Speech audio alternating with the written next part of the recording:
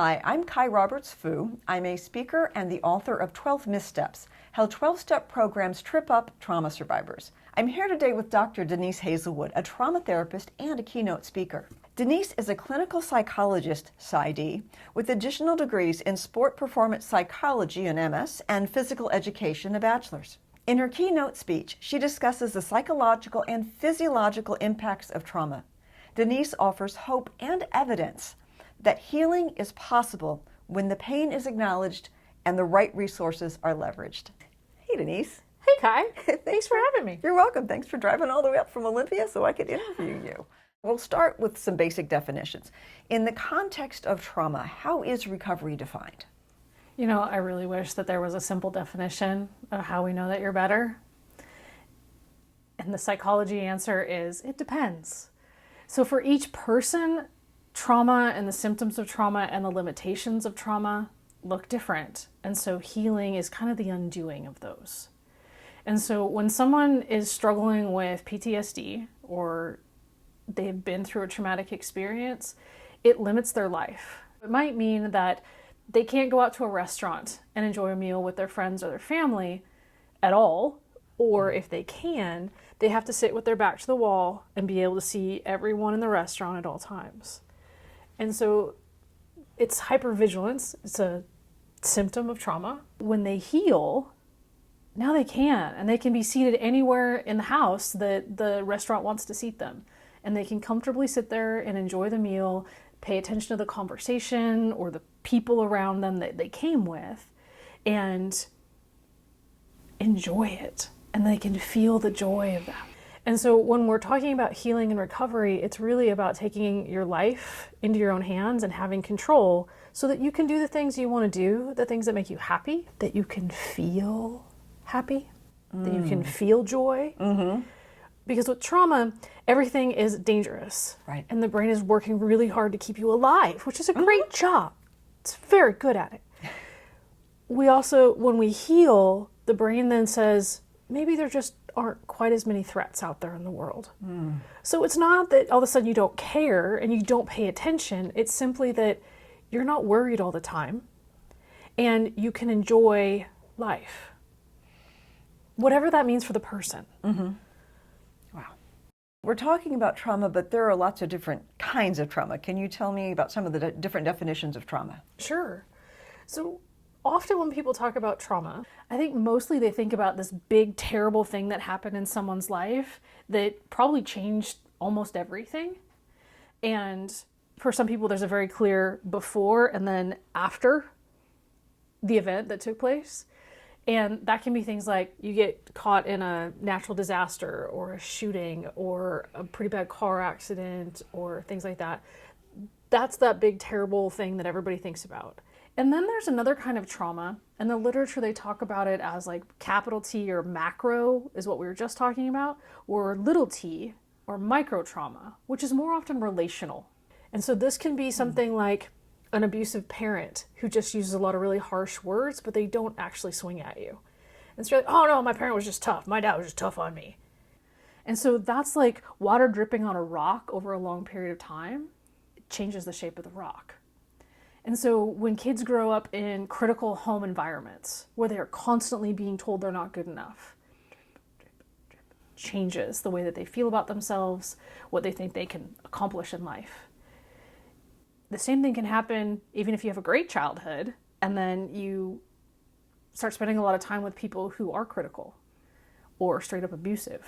And so you can be in a toxic work environment where those sorts of things are also happening, and then drip, drip, drip. It changes you. You may not notice it at first. And then one day you kind of look up and are like, how did I become that person? Does this happen also to first responders? I know you work with them a lot. First responders are in this unique group of people because they respond to the big T traumas and the little t traumas of everybody in the community. And so big, little, over and over again. And so for them, the terminology is vicarious trauma or secondary trauma, and I won't go down the rabbit hole of those definitions, but the reality is that for them, it's more like waterfall on a boulder. Over time, it still reshapes the rock. It's just coming at them in a much more intense way. And the training that the first responders have prepare them for how to handle it, but not necessarily for the emotional experience that goes with it.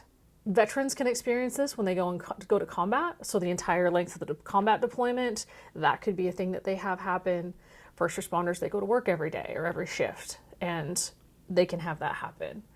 And so really it's just exposure to high levels of stress over time is the kind of trauma that more people, I think, than realize are exposed to and don't know that that's a traumatic experience. Tell me about the different kinds of trauma treatments, the effective ones that have been developed over the past several decades. So here's the scary thing, is that effective treatment has only been around for about 40 years. Before that, we didn't have real clear ways of addressing what we now define as post-traumatic stress disorder, so PTSD. So effective, I'm going to define as evidence-based, which means that there is research out there where they have taken a whole bunch of different me's, therapists, and a whole bunch of different people, clients, and then they've been able to replicate what the person in my chair did, and then the results with the clients. So that means that it works regardless of who this is and who is in the chair or sitting on the couch. Evidence-based trauma treatment started with exposure therapy.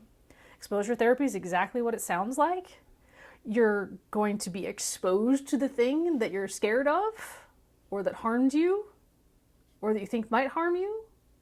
So like, if something terrible happened involving a spider at some point in your life, and you're like, get me around spiders. Exposure therapy might get you all the way from like, you have to run from the building if you know there's a spider in there, never ever enter a barn, to I can have one crawling on my arm and be totally fine. Totally fine. So exposure therapy is very powerful. It's really great with phobias because we have this very specific thing that we're afraid of. There might be a story behind how we became afraid of spiders, and all of that gets addressed with exposure therapy. And then after that, we got cognitive processing therapy. And it's what it sounds like, cognitive thinking. And so when trauma happens, it shapes us. It shapes the story. It shapes the memory of what happened. It shapes our narrative about ourselves. And so CPT, it's a very structured process. And for people who like to do homework, this is a really great trauma treatment. And again, you need to work with a therapist who has been trained to be very effective in this. And so they take you through the steps in a very deliberate way. You do your homework in between sessions. And in the end, the story that changed in your brain, usually about yourself, because of what happened, because of the traumatic event, now gets rewritten. As someone who loves homework, I have to ask, is it like written homework? Do you get an assignment and you get to fill it out in a notebook? Yes, you do. Oh, cool. Yes, you do. And so you go home and you do your homework, and there's a lot of emotion that'll get brought up as you do your homework, and you learn to cope there. And then you bring your homework in and you give it to your therapist, and then you talk more about that. And that therapist walks you through the healing journey. That one, all of these, you absolutely need someone who has done the training and has the qualifications. About the 90s, eye movement desensitization and reprocessing. EMDR. Yeah. And that one has been around since the 90s, and it's very, very effective. And so more and more people are hearing about it because people they know go see a therapist, do EMDR, and they get better. And so the way that EMDR works is that the bilateral movements of the eyes seems to be very powerful. If you ever watch someone sleep, when you're in your REM sleep cycle, we can often see eyes moving. Right. And so this is where science started going, there's something about that. And then, long story short, somebody discovered that we can do this on purpose. Francine Shapiro. When you do that on purpose, it turns out we engage a natural healing process in the brain. And then when we do that and we point the brain at the trauma, your brain and body can now process something that it was so overwhelmed when it happened, it couldn't process it, and it got stuck. Now we're unsticking it and we're getting it out. And it can bring about healing.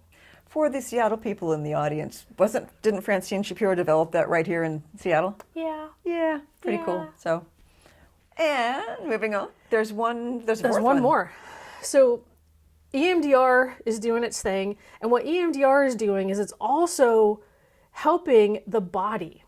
And so it wasn't until the 2000 aughts where there was some really good science, because now we had developing technology.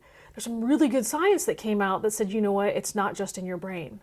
Trauma is actually held in the body as well. Mm-hmm.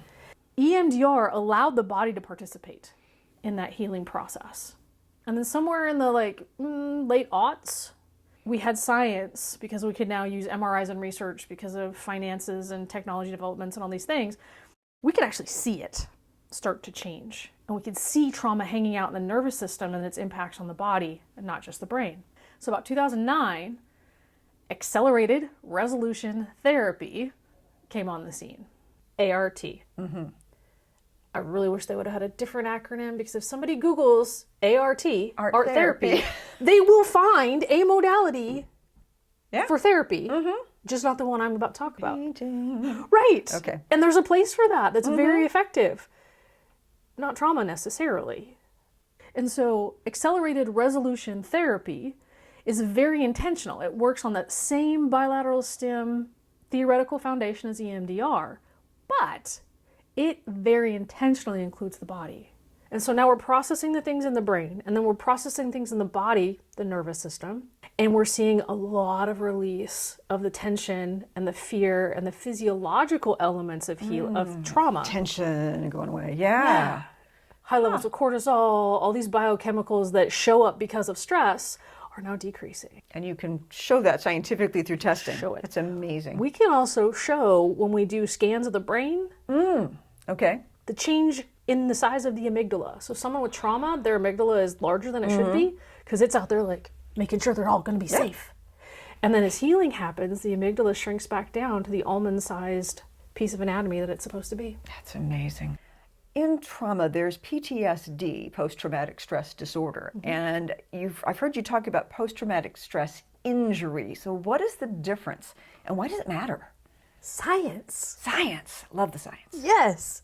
Post-traumatic stress disorder, the term, didn't show up anywhere until 1980. And the reason that it even showed up there, even though we can go back and read philosophers and they talk about the effects of war, they're talking about trauma.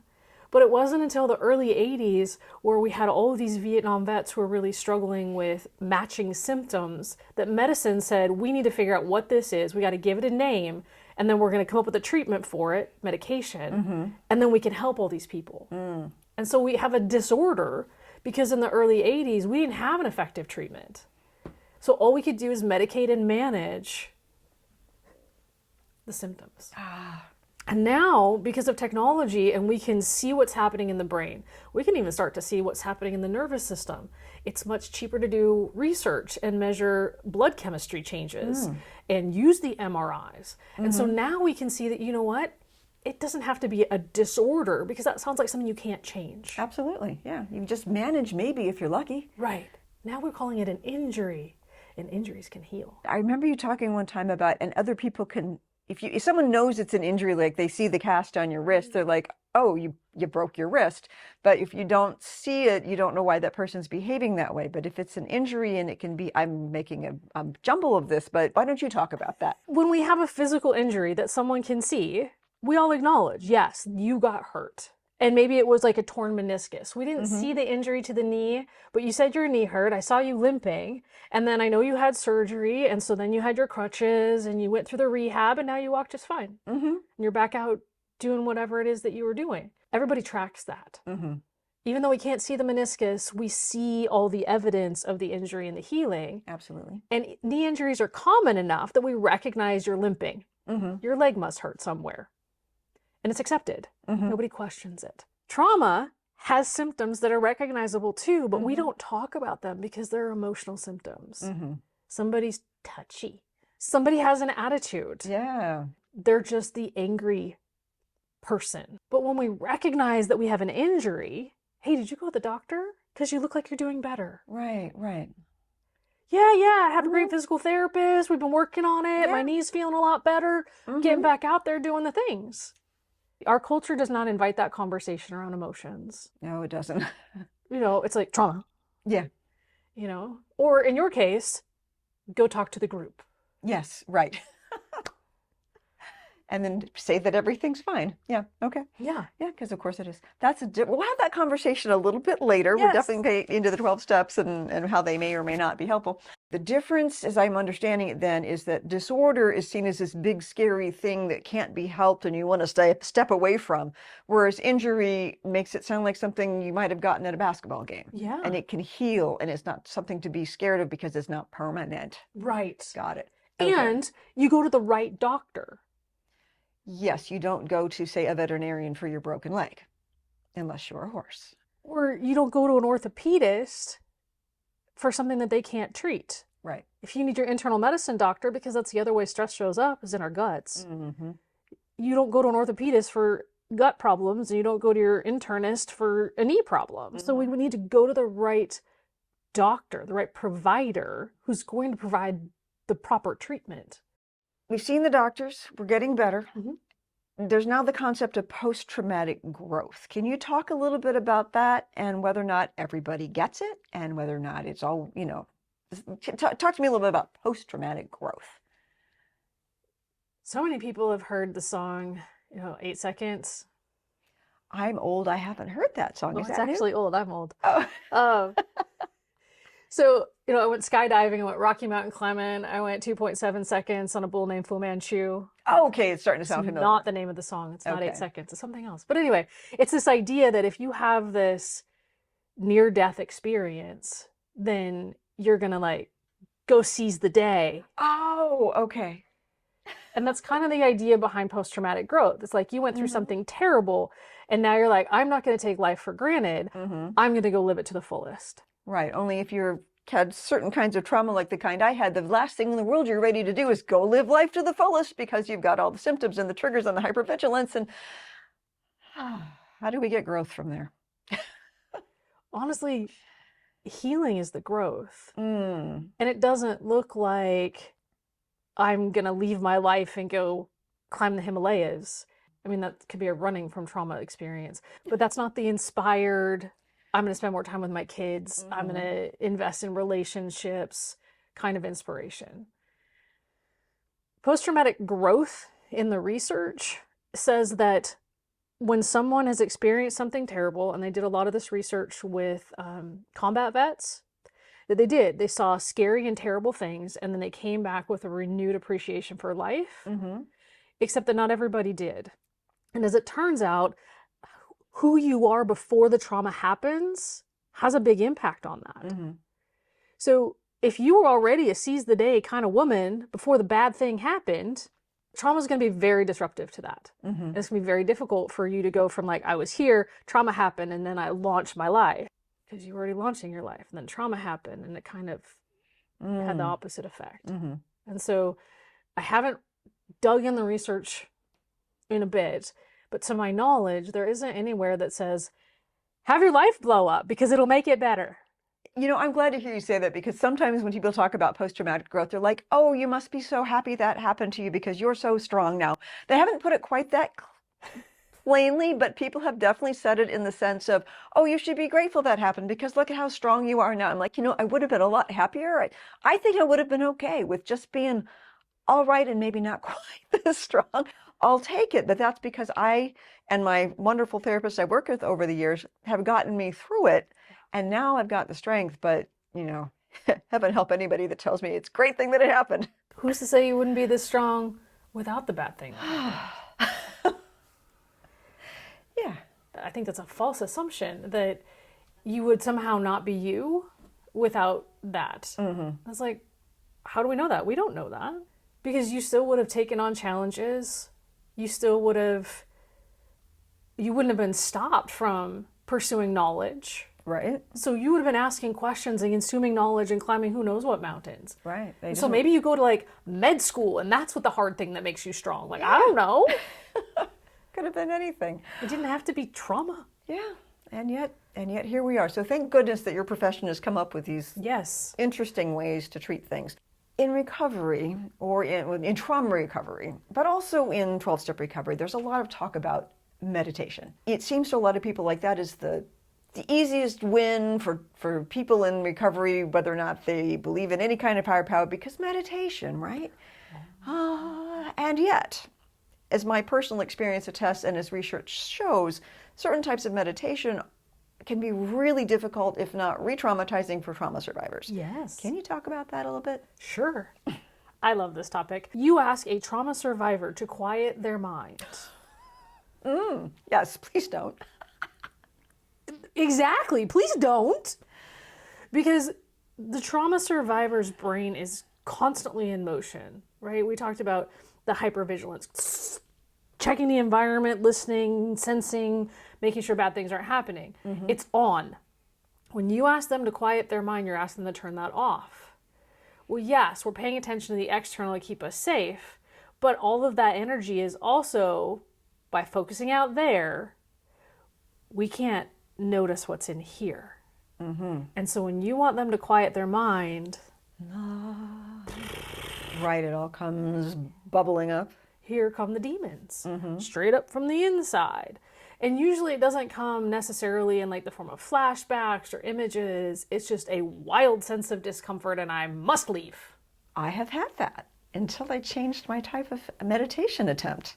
Yes.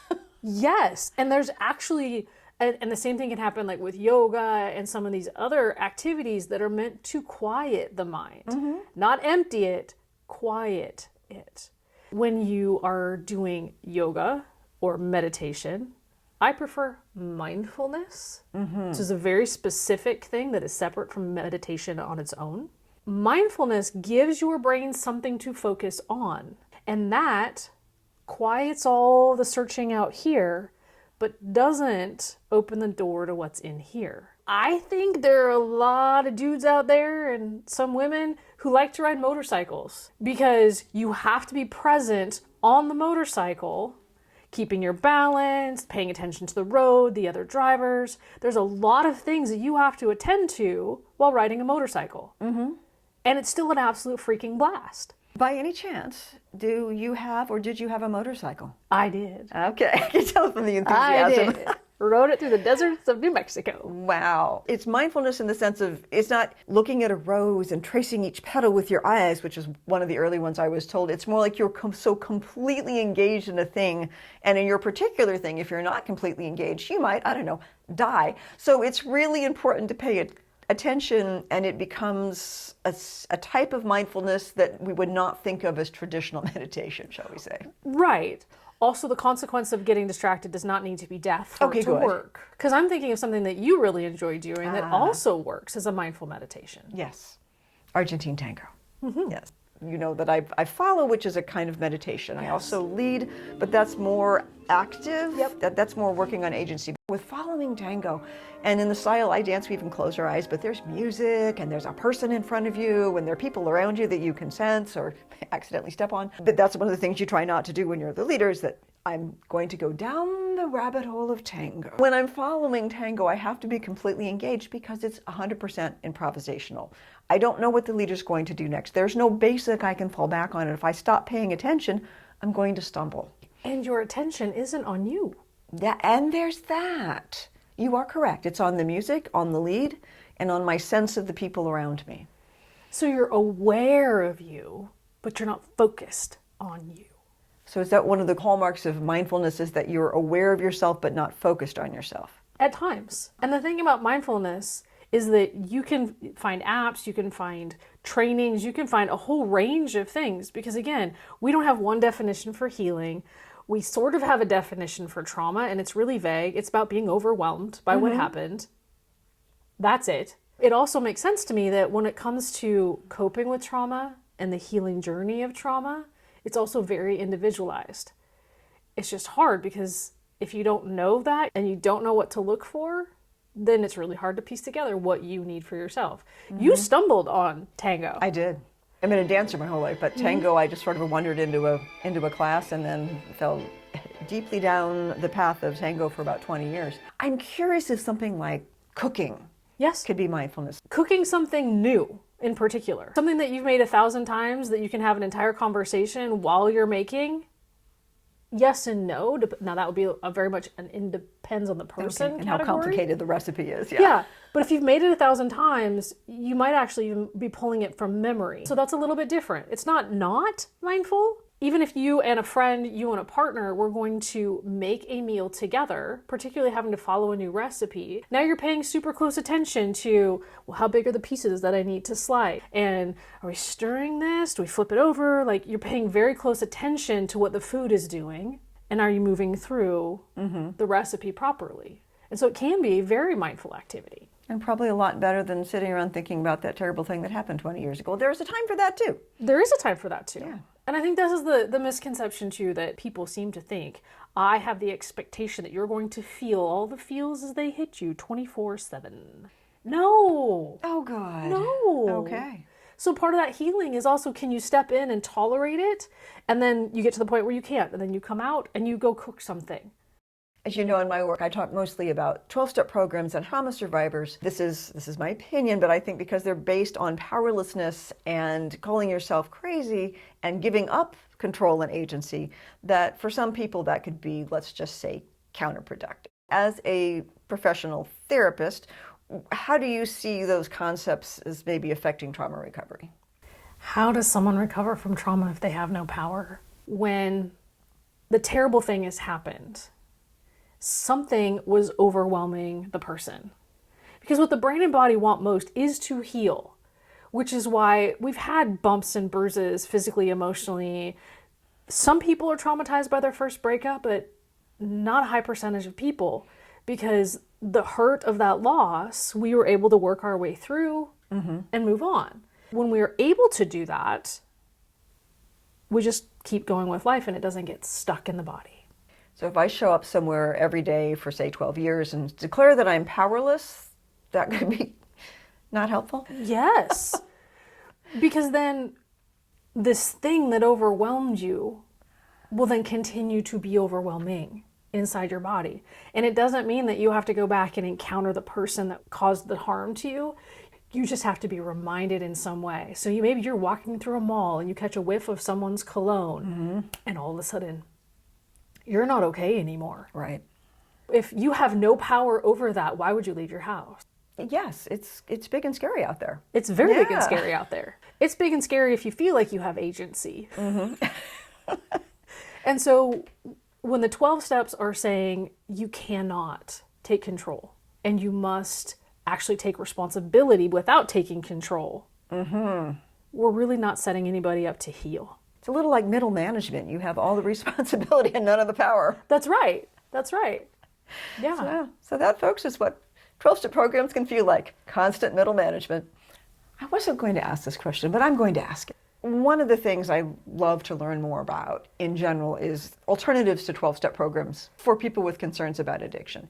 If someone's using an addiction or a behavior or anything repetitive or compulsive to deal with trauma, if they, and I say this without leading the witness at all, if they heal the trauma in some of the ways you're talking about with EMDR or ART, is it possible that the addiction will mitigate or fritter away over time? There is a strong possibility. We can't rule out the physiological components of that because addiction does have genetic roots for some people. And so there's a difference between a genetic addiction and self-medicating a lot. Got it. If you're self-medicating a lot, then, well, medication. If you don't need the meds anymore, you stop taking them. If it's genetic, now we have a different challenge in front of us, but you now have far more capacity to figure it out. Because the trauma has been mostly handled and now you can pay attention to other things. Fabulous. I want to continue that conversation next time. Thank you so much for being here. I learned a lot today. Yeah. It was fun. Thanks.